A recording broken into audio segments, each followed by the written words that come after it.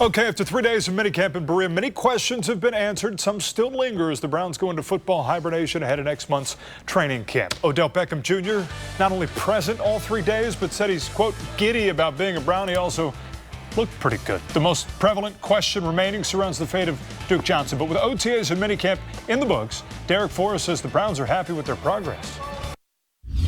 So the Browns now have about a 6-week break before training camp begins at the end of July. And Freddie Kitchens and the rest of his staff have been able to implement a lot of things on the offense and defensive side of the ball this spring. And after practice, Freddie talked about how his team has progressed through the spring.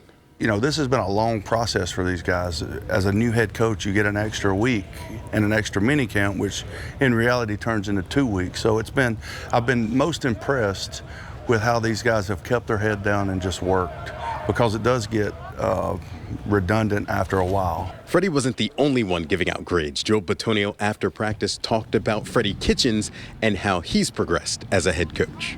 He's not afraid to bring in other people's perspective. And that's what a good coach is. You know, him and Todd and Campen, all those guys are really working to put together the best offense possible. And there's no ego there.